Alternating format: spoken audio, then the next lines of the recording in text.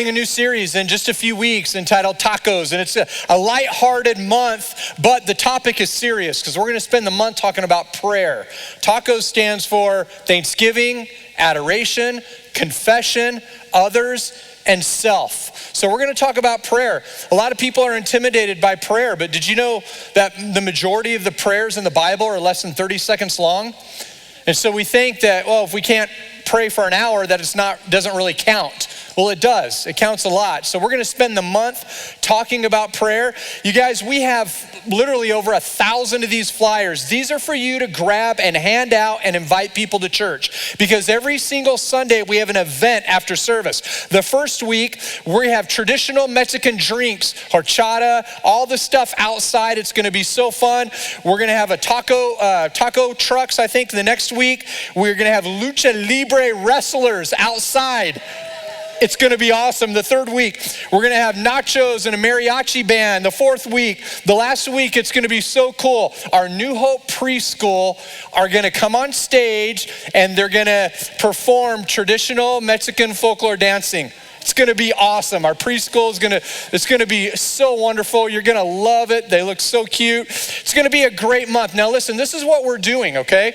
We are modifying the Sunday service to accommodate these events outside. Our services during this month are going to be 45 minutes long. So it'll be the best time to go to church ever. 45 minutes during football season, you can't beat it. So this is what we're going to do. The idea is we're dismissing in here a little early so that you'll hang out outside.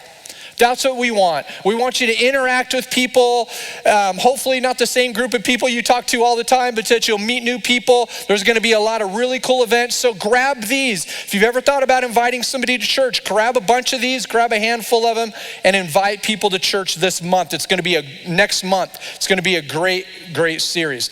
Also, one more thing before I introduce our guests. Nora and I have had the opportunity to visit some of the life groups. I think I've been to 5 or 6 of them now, and it has been so wonderful. I'm calling them like life group tours. And so I am so proud of all of you that have signed up for all the life groups are so packed. It's crazy. And so we have so many people involved in life groups. Our life group leaders and the hosts are amazing. I've really enjoyed hearing the interaction, hearing the studies. So you guys are doing a great job. Super thankful for you guys. And so get signed up for a life group if you're not signed up. So yes, we can clap. That'd be great. Wonderful. So today, we have a really special day planned for you guys today. I'm really excited about it. Last month, we began a series entitled Living Beyond Yourself. And this entire month, our focus is on missions, outreach, making a difference beyond these 4 walls. And if you missed last Sunday's message, I want to encourage you to go to our YouTube page and listen to last Sunday's message because it really sets the scene for the entire month. And I told you last Sunday that over the next couple weeks, we're going to introduce you to some of our mission partnerships, some of our global partnerships. And one of the partnerships that we want to introduce you today is a ministry called Children of the Nations. And they serve orphan kids in different parts of the world. We'll talk about that here. But would you guys give a big welcome to the Vice President of Advancement for Children of the Nations, Mr. Eric Nachtrieb.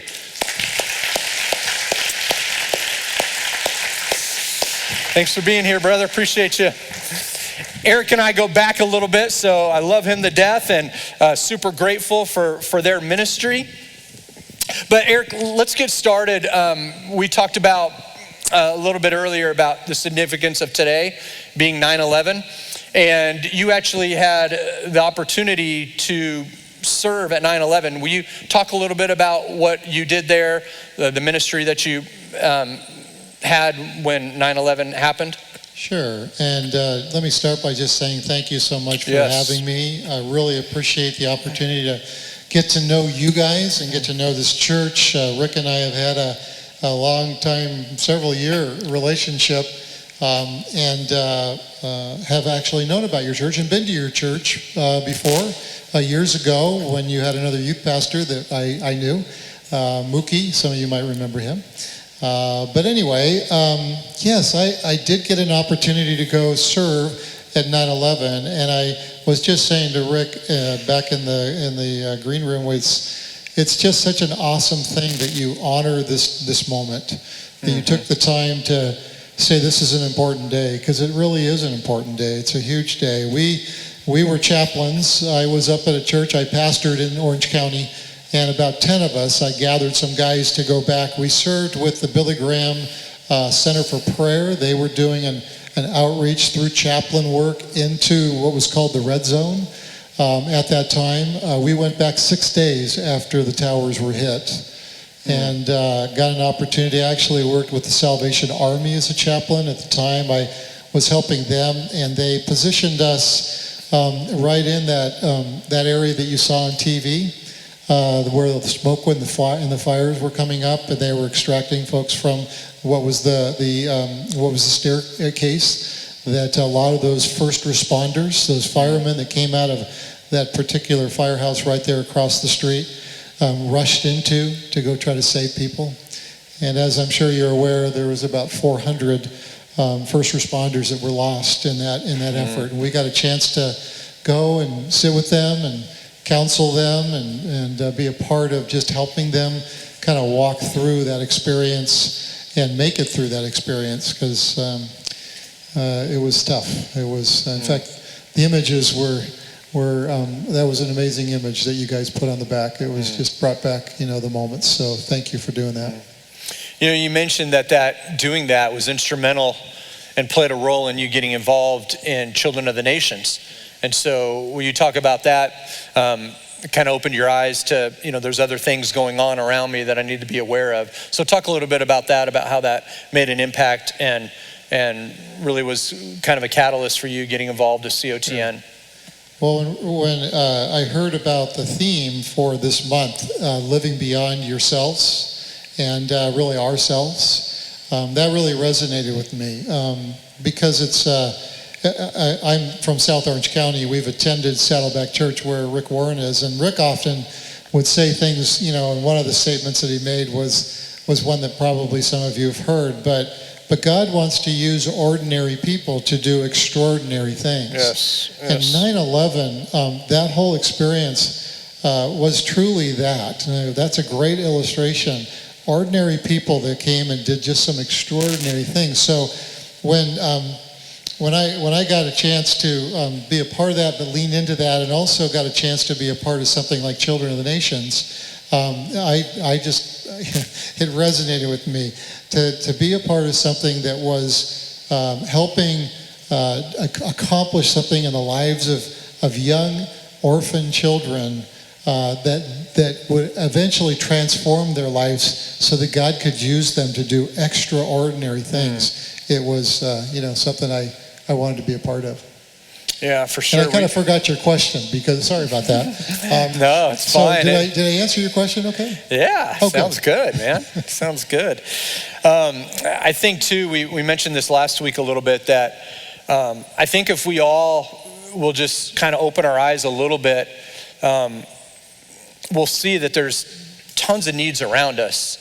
And I think that we get so wrapped up in not a selfish way where we're wrapped up in ourselves, but we're just so busy and we're wrapped up in our kind of tribe, our family, our group, our activities, that a lot of times we forget that God has another purpose for us outside of that. God can use and wants to use us in great ways, but a lot of times we just don't really see it because we're only focused on kind of what we have going on, but there are needs all around us, like orphaned kids, not only in this community, but all over the world. There's orphaned kids. And next week, we're going to talk about, the ministry of rescuing children from sex trafficking and how we can try to make a difference there. So, can I interrupt you with just a quick thought on that?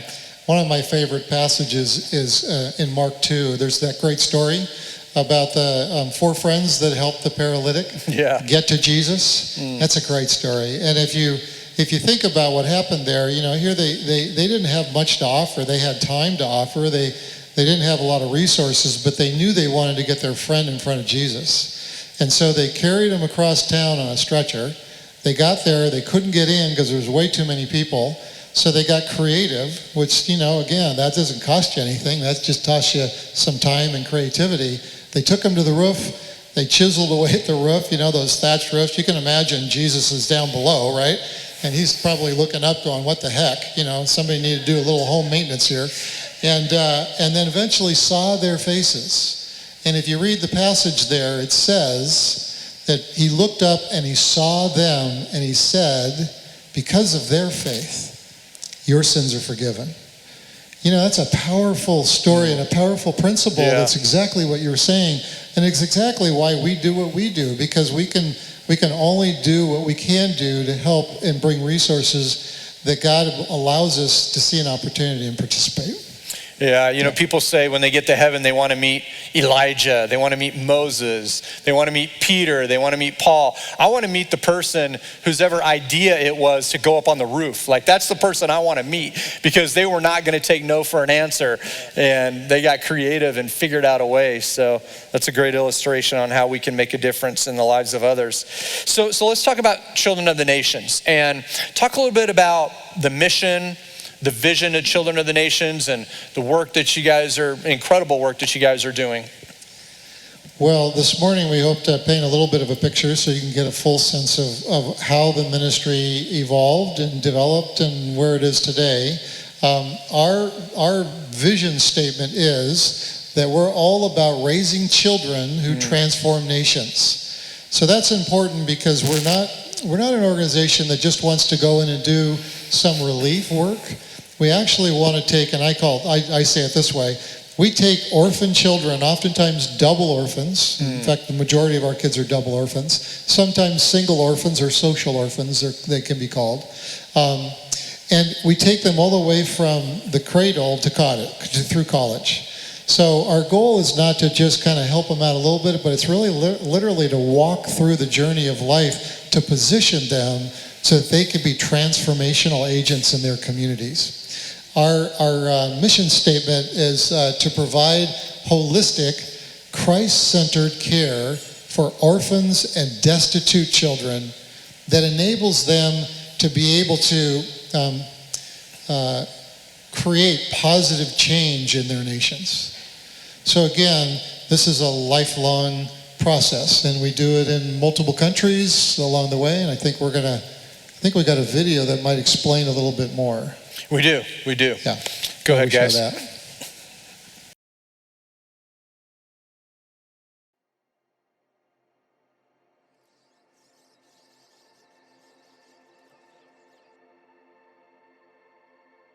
The truth about poverty can feel overwhelming.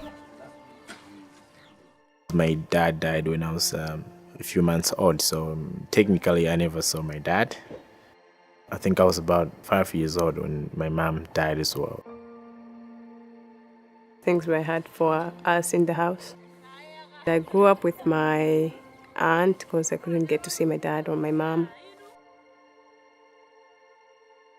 My aunt would probably sacrifice herself for the rest of the kids if there wasn't enough food for each and everyone. Growing up, I didn't think God has a better plan for my life. It shouldn't be this way. No child should go to bed hungry. No child should grow up without a home. No child should be kept out of school. How do you change a child's life? How do you change a community? How do you change a nation? Just imagine the power of one transformed life.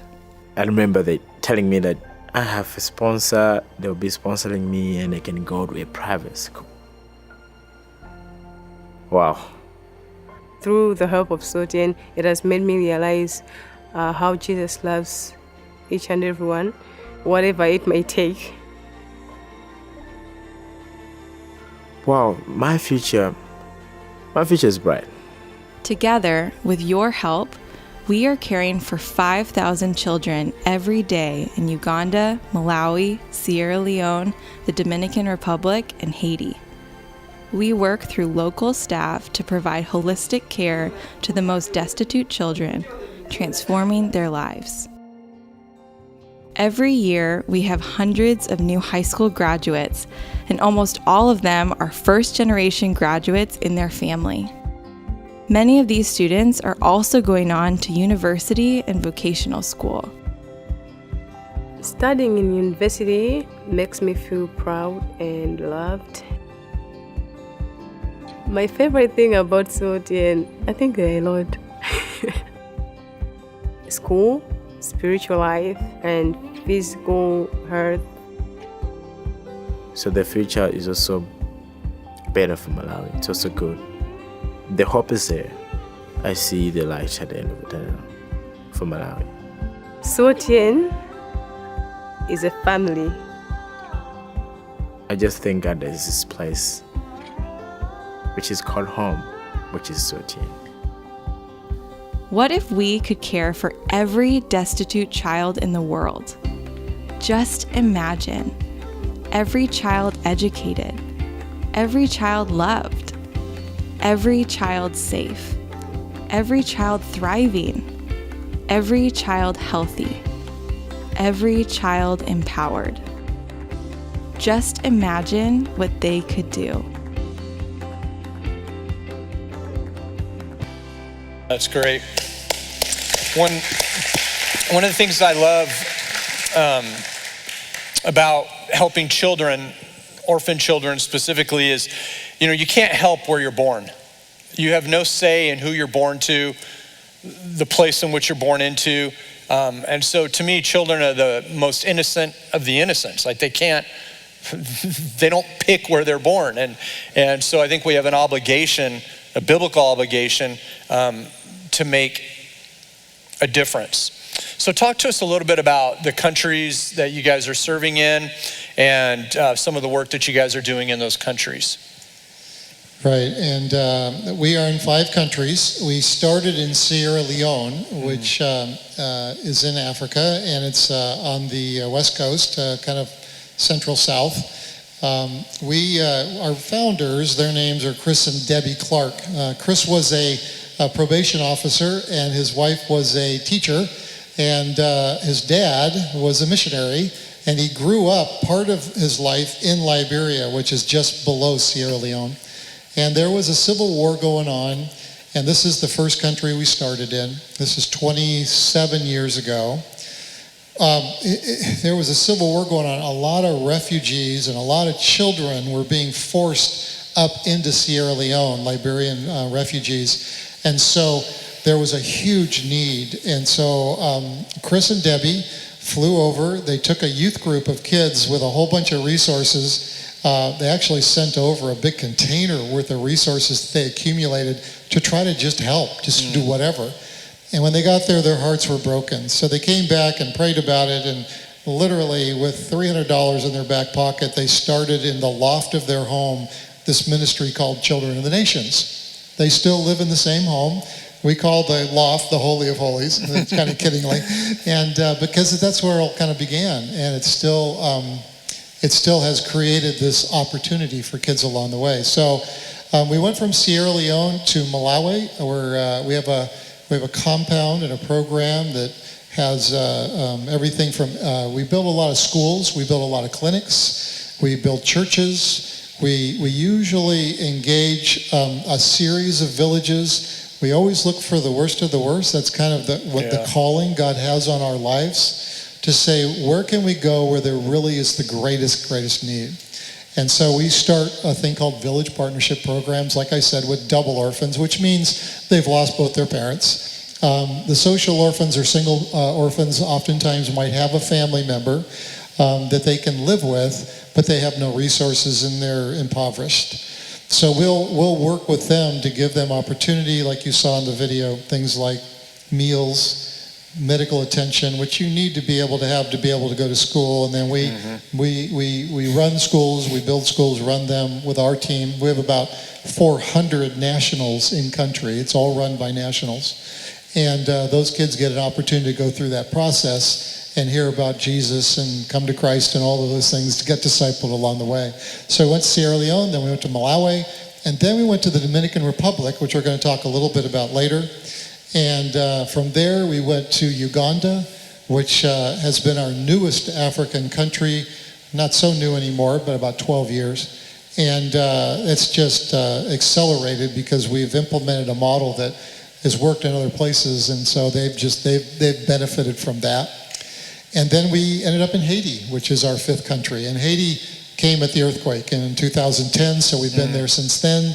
We literally have our program right at the epicenter of where the earthquake hit, right outside of Port-au-Prince. Yeah, one of the things that I really love about Children of the Nations is that, some organizations, they kind of, they'll go in and say, oh, let's adopt all the kids out and, send them to all the great, all the countries that have money and have families and all that. What I love about Children of the Nations is that their goal is to raise leaders up within that country, keep the children there, keep them there. That's their home. That's their heritage. That's, that's where they're from. And they want to change the countries by changing the children to stay in the countries and to change the countries from the children that, are, grow up through the education and the churches and different things that COTN provides. So I think that's an incredible model.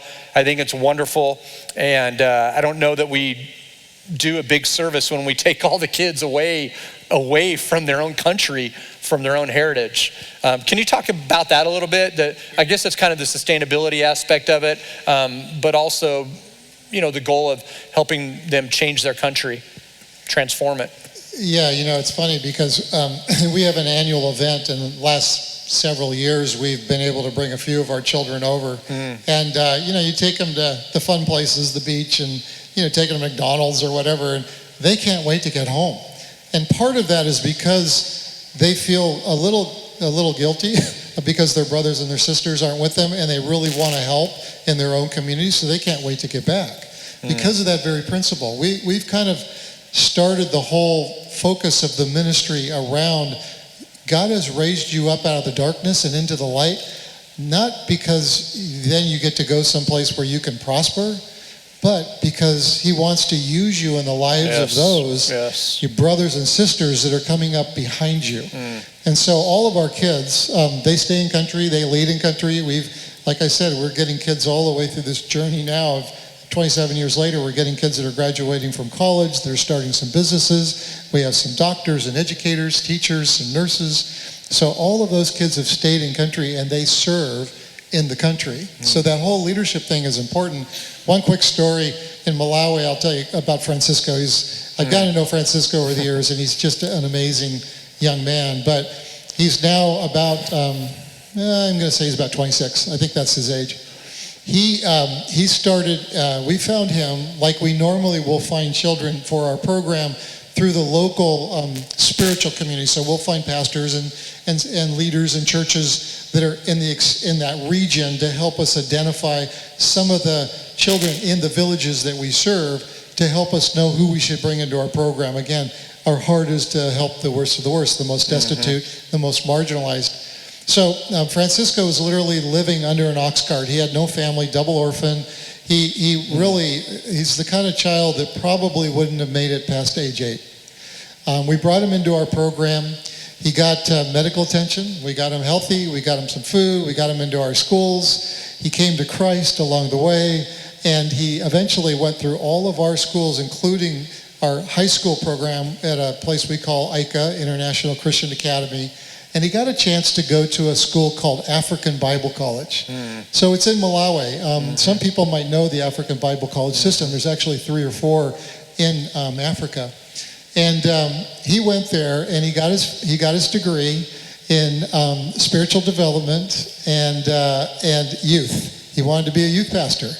So he went to this Bible college, he became a youth pastor. When he came back out, like many of our kids, they come to us and say, how can I want to be a part of COTN, I want to serve in some way.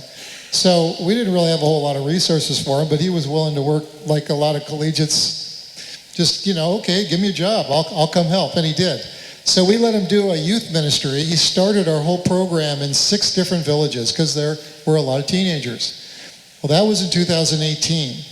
We've now since brought him on full time as our spiritual director for all the spiritual stuff that we do in all of Malawi. So we're really proud of him. And you think about, I was saying this in the first service, this was a throwaway kid. Yeah. Sorry. Yeah. This was a kid that would have probably died, like I said, by 8 or 10 at the most. He would have starved. And yet, God had a purpose for him. And it was because people got involved in his life and he got some sponsors and we were able to, it wasn't us, it was all God using others like you to help give him an opportunity.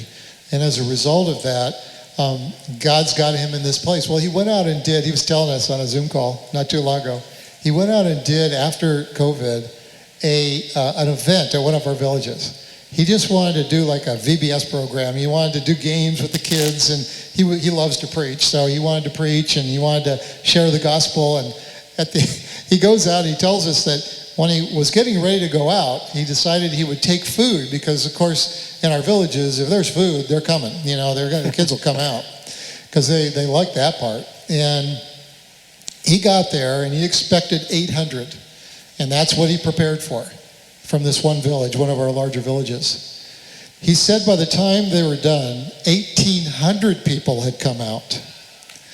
And he got a chance to preach to all those people, and he had a lot of young people come to Christ. But he said the most amazing part was, he said when we started doing the food distribution, he realized when all of that was done that all 1,800 people had been served. That's awesome. And his comment was to me, he goes, Eric, I packed the truck. It was a fish and loaves moment. And again, I think about this young child that was sleeping under an ox cart and thinking, only God knew that was going to happen, and he was going to take him to that place. So that's the kind of stuff that, when you ask me what makes my heart sing about COTN, it's those kinds of stories.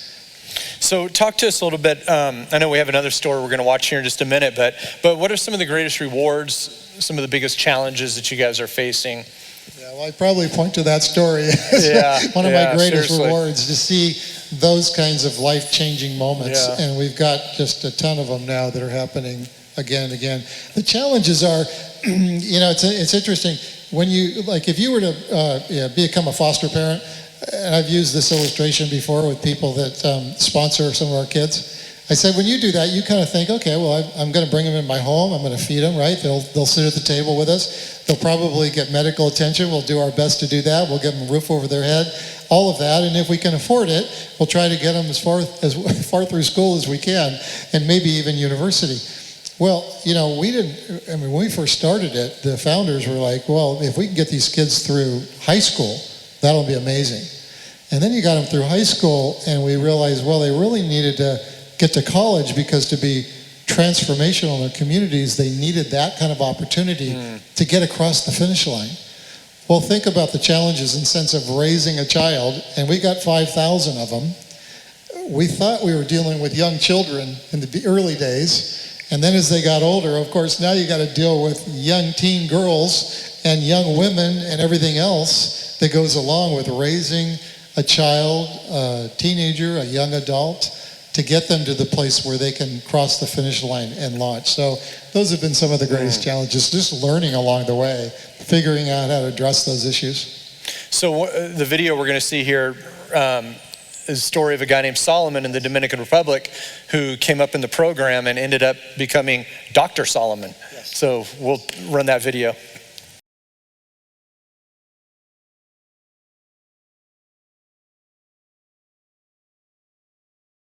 Hello, my name is Salomon Trinidad Perez from Barahona, Dominican Republic.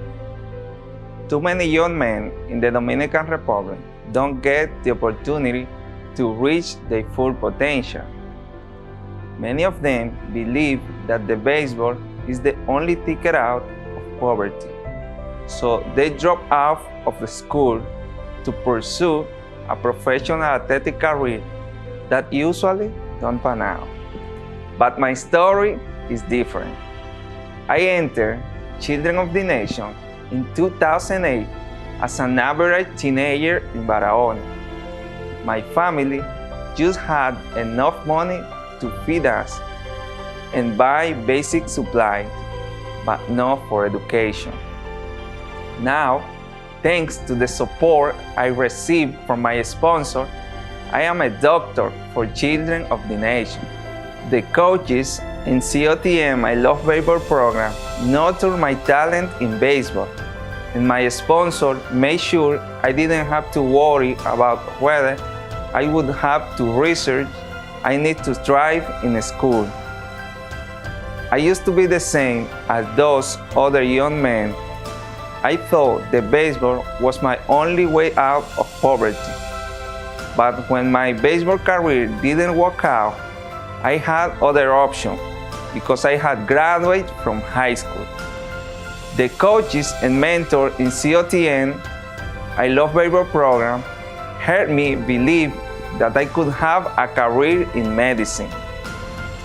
Now, as a doctor for children of the nation, I am able to make a difference. One of the things I am most proud is developing a system that allows us to visit the community consistently. That's so amazing.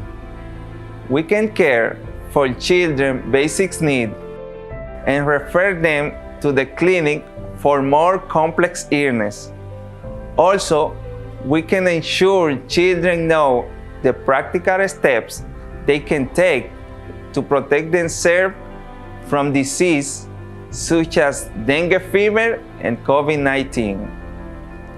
I understand how life is like for them, and I'm able to give a context to the public health message.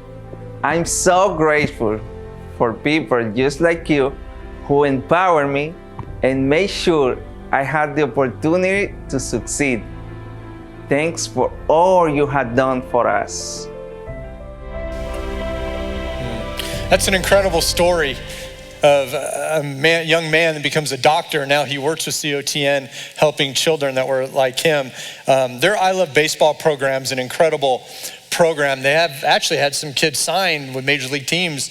I have a friend, a buddy that's a coach for the Marlins, and they sent the Miami Marlins, and they sent a bunch of resources, gloves and shirts and bats and things down to the DR. So let me tell you this. So we've decided as a church that we are going to partner with Children of the Nations in the Dominican Republic.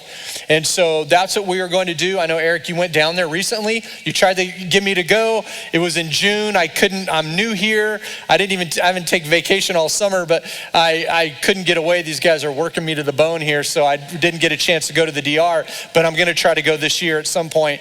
But so just talk a little bit about the Dominican Republic, the work there, and kind of what you guys see going on there over the next few years in the DR. Did somebody start to clap when you said that we were going to partner with the COTN? I think I heard one. You know, I'm trying to create a clapping culture here. We're kind of like this. Thank you. When I got here, they were this, and now there's one or two. There you go. Here in another few months, we'll all be clapping and raising your hands. Who knows what hopefully will happen here? Yeah.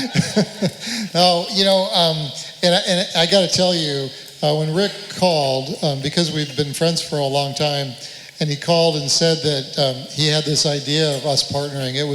It's such a blessing that you guys have invited us in, and even to invite me to come today to share with you over a long period of time in a service, just what this partnership could be. And I want you to know that COTN is really a community. It's been a community of people just like you, churches like you, that have said, we just want to get involved. Yeah. At whatever level we can. I mean, it could be a super simple level, it could be, more complex, but it's just having these kinds of relationships and building community with you. I mean, I'm excited to get to know so many of you, as I know you're probably going to get an opportunity to get excited and blessed by getting to know the children in our program. So thank you for that.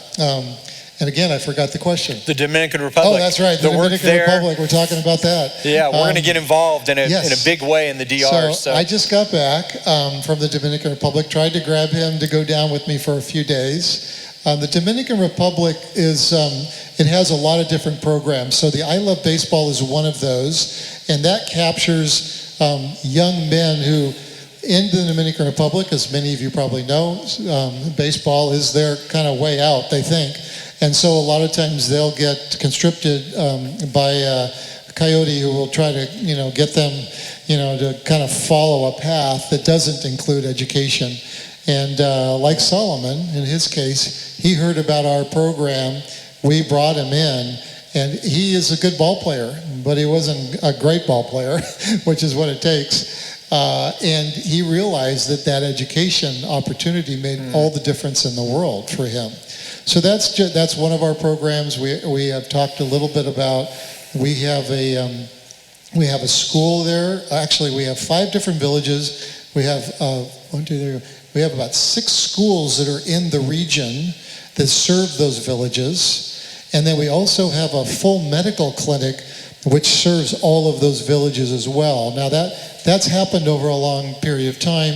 It was well supported by some surgeons and doctors, physicians that came out of the Sioux Falls area that helped us develop that. So our program in the Dominican has really evolved quite a bit. It's gone from being the worst of the worst, like I've talked about where we start, to actually being in some places where now we've got schools, clinics. The government recognized our work, and it's called Barahona.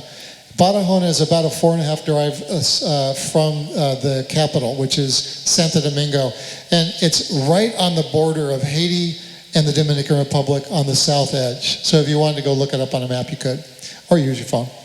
And when we got down there was no services. They weren't even recognized. The government had nothing to do with them because they were Haitian refugees, and for the most part. There were Dominicans in the barrios down there, but they were mostly Haitian batés, is what they called these impoverished areas. And they were just horrible. So we've been there for a while, and we've done what we've done, and God's really blessed. And the government started to recognize that something was going on. And the way they recognized it was, I'll tell you a quick story about Rose. So Rose is in one of our schools in a little village called, it's actually a barrio called Las Robles. Sorry, Don Bosco. I was mixing up a couple of our villages. Don Bosco. And she's in the 8th grade.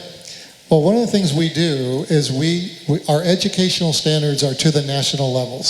So all of our kids take the national tests. And little Rose took her test. She's an 8th grader. And remember, this is in a very, very remote area of the Dominican Republic that's not well developed. Out of the entire country, she scored number 1 in the national tests. It's crazy. So that was amazing, right? Yeah, I know. It's worth a clap for sure. So amazing. Well, all of a sudden we got recognized. So the government came down. They came out and interviewed us and talked to us and got a relationship with them. They came down and said, we need to build you a school in Las Robles, which is the other village I mentioned.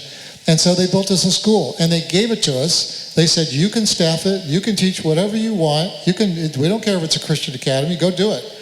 And they built us this building. So that was amazing too. Amazing. And now we've got all of that kind of thing going on. So Dominican Republic, the needs are increasing because there's just more kids in the program.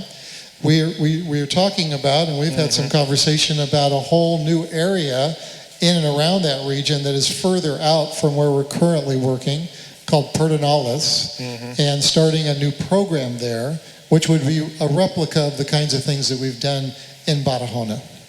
Yeah, and that's what we're talking about, getting on the ground floor of this new program in Pedernales. Pedernales. I'll get used to it. And so what we're looking at, Eric, Amy, and I, we went to lunch a few weeks ago, and we're talking about being on the ground floor of this program, helping them, taking a team there next year at some point. And so if you're interested in being on our missions team, if you're interested in taking a trip to the DR with us, and I'm going to try to go this year to take a couple kind of key missions people that are passionate in our church so we can kind of take a vision trip and go check out what they're doing. But next year, we want to take a big trip there and do some things, build some stuff and help some things. We talked about building beds and helping with clinics and different things there. So if you're interested in that, that'd be a great way to get involved in the DR. So yeah, initially we hope to start a program with 50 new children in what we call a village partnership program, which if you go out to our table, there's a lot of stuff out there, or you could go to our website, which would tell you a little bit more about how we do what we do. Also, there's an annual report if you kind of just want to see what's happened and how we manage things. There's a lot of good information out there that would help you kind of understand the ministry better. But yeah, building a school we've talked about, building a church in Pedernales, having some medical assistance. We've talked about doing that vision trip, taking a group out for a short trip to do some asset management and mapping to kind of figure out, how we could do that and when we could do that, how quickly we could do that, all of that.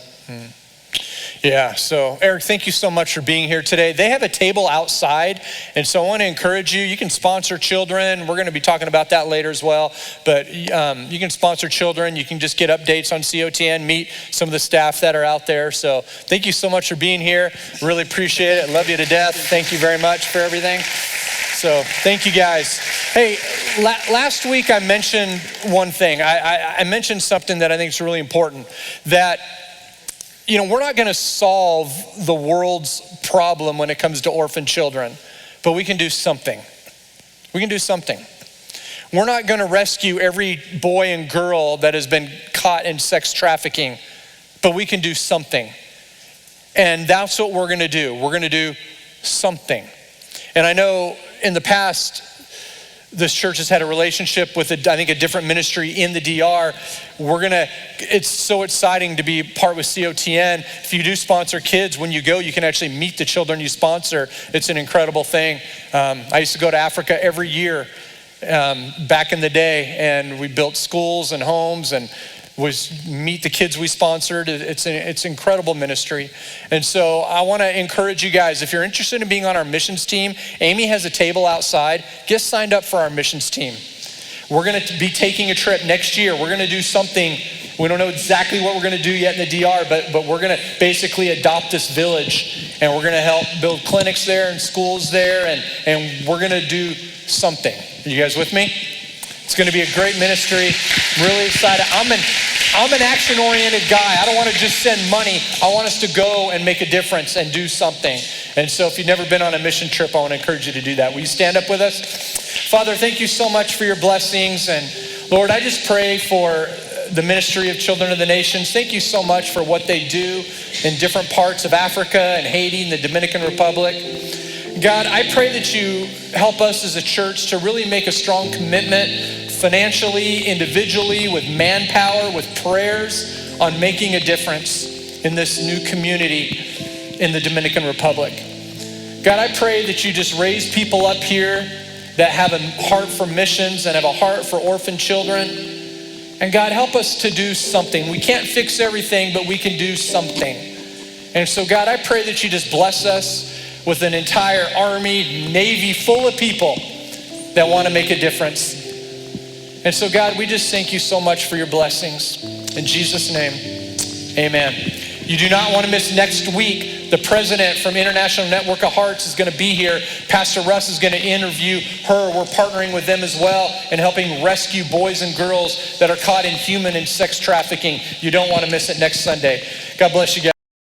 Hello, thank you so much for tuning in to New Hope this week. The church doesn't stop when the video does. And make sure that you share this with a friend. You can even support what we're doing via the Give button here on the left. You can also subscribe to our YouTube channel so you don't miss a single Sunday.